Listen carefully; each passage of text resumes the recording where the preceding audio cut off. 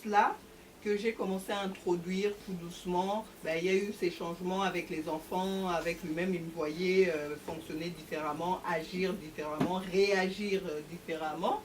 Et tout ça, ça l'a déjà apaisé et il a apprécié. Et donc du coup, quand je suis arrivée maintenant avec mon dossier Bon, ben, ça y est. de pause, Ouais. du coup, c'est passé. Vous voyez qu'il faut parler de la préparation. Si, Voilà. ça Parce j'allais que en quand on parler. est une famille, on est quand même solide et tout ça, on Et va puis ça pas va un tout impact faire. sur tout le monde, cette nouvelle organisation de travail, de vie. Ça va- Voilà. voilà, tu vas travailler peut-être un peu plus parce que tu vois, Voilà. c'est ton propre business à développer, ça va avoir un impact sur les enfants, donc il faut en discuter. Il sur faut le mari en aussi. discuter, Ouais. les préparer Surtout préparer, tout ouais. doucement et puis aller vraiment dans ce processus jusqu'à ce qu'on rentre presque naturellement. Tout à fait, ouais. Et Ça du fait coup, partie de l'étude du marché, hein, la famille Et c'est vrai, aussi, hein. voilà. Il faut en parler. Voilà, ça fait partie des choses qui sont très très importantes parce qu'on Très se dit quand même que notre vie de famille, c'est quand même important.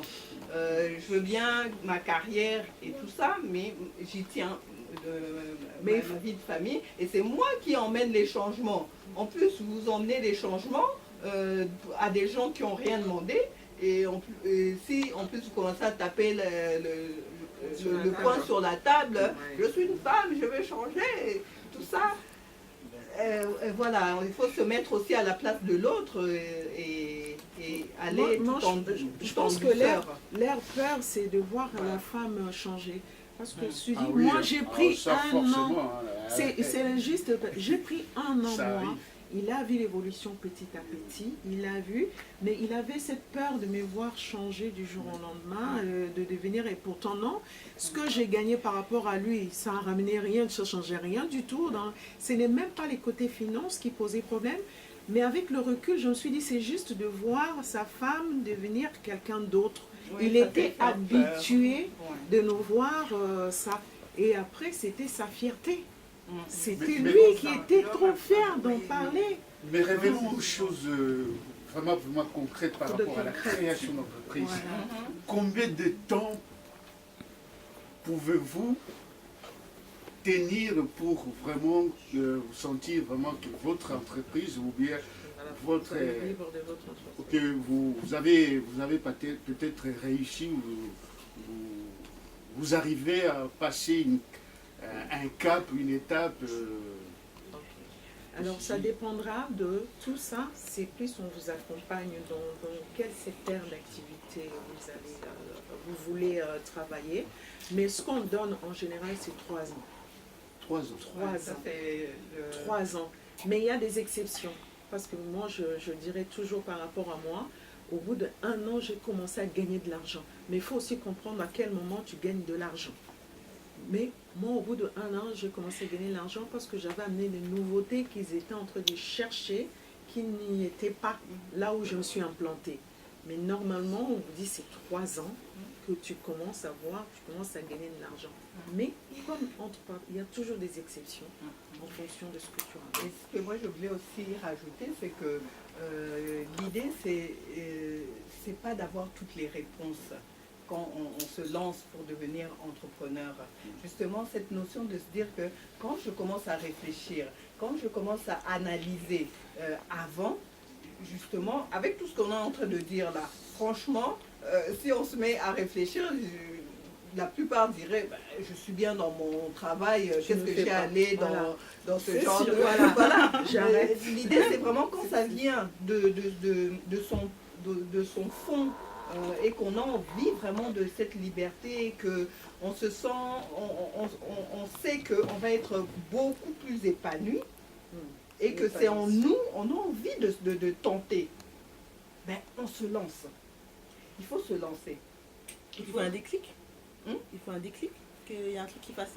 Donc ça, voilà, il faut qu'il y ait un déclic intérieur. Parce que moi, je pense que l'entrepreneuriat, c'est quelque chose qui me parle. Je pense Il faut depuis qu'il y ait un jeune, déclic j'ai envie de le faire. intérieur. Mais, voilà, dans la situation dans laquelle je suis au niveau professionnel, ça me convient.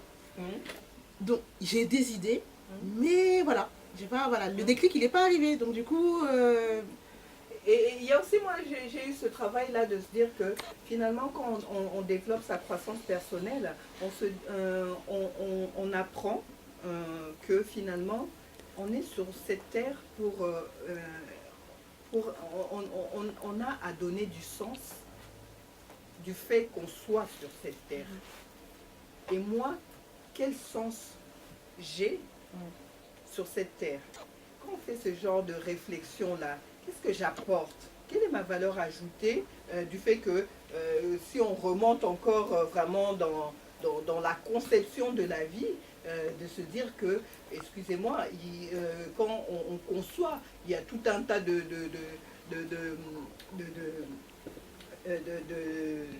d'œufs qui peuvent naître, et finalement c'est le mien qui a été sélectionné, finalement c'est moi qu'on a choisi d'apparaître dans cette vie. Mais quelle empreinte je vais rester, qu'est-ce que je veux que mes enfants, que mes proches gardent de moi, quelles sont mes réalisations, qu'est-ce que j'ai envie. Quand on commence à se poser ce genre de questions, on commence à se rapprocher vraiment de mon temps, je vais le dédier à quoi? Si j'ai envie d'aider les autres, si j'ai envie d'avoir une vie si que j'ai je envie rêve, d'être riche ou pas. si j'ai envie d'être riche, il faut juste se dire pourquoi j'ai envie d'être riche.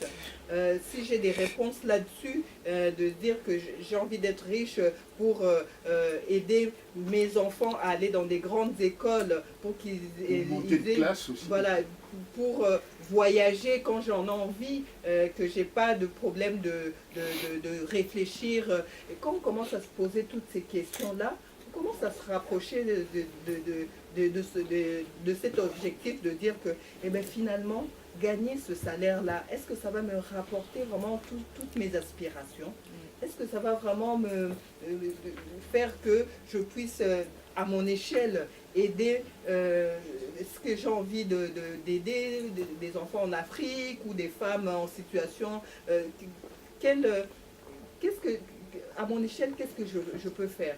Peut-être en créant mon entreprise, je peux peut-être donner cet élan, je peux peut-être matérialiser certaines choses qui me tiennent à cœur. Et c'est dans ce sens-là qu'on commence vraiment, c'est vraiment les questions qui, après, on commence à se dire que pourquoi pas entreprendre. Sinon, juste se dire entreprendre pour entreprendre parce que j'ai une idée et entreprendre, ça ne suffit pas. C'est pour ça que je voulais leur poser une question. Vous, quand vous avez l'idée d'entreprendre, en fait, aussi l'intention, la première des choses qui vient en tête, c'est quoi? Quand vous dites j'ai envie d'entreprendre, la première chose qui vous vient dans l'esprit, c'est quoi? Liberté. Ouais, liberté. Ce n'est pas gagner de l'argent, c'est liberté. Gagner de l'argent, ça vient après. Ouais. Et je rajouterai, comme elle a tant insisté, Cécile, sur l'accompagnement, c'est-à-dire que... Je coupe, voilà. Et puis je te laisse continuer, parce que je ne veux plus voir les gens qui montent des petits bicoques pour tomber en faillite.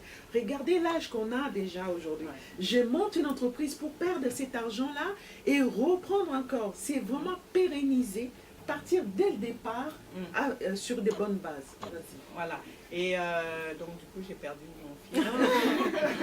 Comme j'ai insisté sur l'accompagnement. Non, voilà, comme tu as insisté sur l'accompagnement, le fait de dire, c'est que plus on va s'éduquer, dans notre parachute qu'on a ouvert, on commence à s'éduquer sur tous les aspects, les notions, les fonctions de son entreprise. Plus on va s'éduquer, plus on va gagner de l'argent. Et même si on échoue, quand on a eu la maîtrise de ces notions-là, on s'est éduqué, on s'est formé, on sait comment mettre en place des systèmes, ben on récupérera l'argent. Eh bien, ce que je voudrais aussi rajouter, que échouer, ce n'est pas une honte, c'est le début de la richesse. Voilà. J'ai échoué. Mais non, voilà. La deuxième fois, c'est je recommence. Mais quand on ne connaît pas les processus qu'on connaît, tu ne peux qu'en gagner. Quand on ne connaît pas les processus, quand on ne connaît pas, c'était vague et tout ça, et qu'on a échoué finalement, on n'a pas eu de quoi. C'est pour ça que beaucoup de gens disent que moi je suis dégoûtée de faire ça parce que j'ai échoué, ça m'a dégoûté. Mais quand on sait Moi aujourd'hui, je sais qu'est-ce que c'est une étude de marché en profondeur. Je sais où je peux mettre ça en place pour tel programme. Moi, je dis même pas pour l'activité, l'entreprise. Ça, je sais que je peux apporter à quelqu'un qui vient me voir, qui a un projet, qui a un produit. Je vais lui dire, vas-y, fais ça, c'est ça. Et je sais qu'avec ça, je peux, ça peut déjà me rapporter. C'est un exemple. Imaginez, vous maîtrisez, comme je dis, il y a encore 2 ans, moi, je ne savais pas parler en public. J'étais une timide qui n'osait, qui restait dans son coin. Et j'ai fait ces changements-là. Et aujourd'hui, enfin, on est toujours dans l'amélioration continue, mais je vais dire, c'est déjà quelque chose que j'ai maîtrisé. Je peux que évoluer par rapport à ça.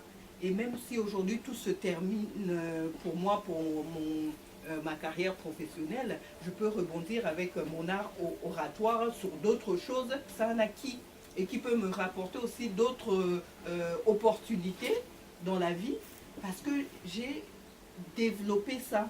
Donc ça veut dire que quand on développe une compétence, on n'est pas perdant. On n'est pas perdant et ça peut toujours nous servir dans notre vie pour nous faire avancer. Voilà. Je trouve aussi qu'il y a un intérêt par rapport à des personnes qui ont une famille, qui ont développé. C'est aussi quelque chose de bien. Pourquoi? Parce que moi, je connais une personne qui était entrepreneuse. Elle a fait une entreprise à 100% toute sa vie. Du coup, à la fin, quand elle se retourne, il lui manque maintenant quelque chose dans sa vie personnelle. Alors que lorsqu'on a déjà constitué quelque chose dans la vie personnelle, on a des bases, là on va pouvoir aller de l'avant et construire en fait une société, se développer et pas faire les erreurs que font certains aussi, c'est de faire une révolution alors que c'est plutôt une évolution étape par étape pour être préparé. Et là je l'ai vraiment vu, hein, c'est pour ça que je l'ai dit, et la personne c'est vraiment, et ça déséquilibre, hein, c'est-à-dire que il y a cette problématique-là de l'homme, il y a la problématique de la femme. Elle est entrepreneuse vraiment très forte, mais elle veut arrêter carrément parce que maintenant, elle dit, mais maintenant, j'ai pas fait d'enfant, j'ai pas fait de trucs, et donc il manque cette partie-là, et d'arriver. Donc, alors, surtout si vous êtes maintenant bien dans cette partie-là, sans la mettre en danger, il y a vraiment cet intérêt-là de répondre à l'appel et de continuer d'aller sur cette évolution-là. Parce que c'est une implication totale. Hein. Ça prend beaucoup de temps, d'où et pourquoi il faut des gens en discutant en couple pour que le mari ou la femme comprenne dans quoi tu t'engages. Je voulais rebondir sur ce que vous venez de dire là, se limiter à des bicoques.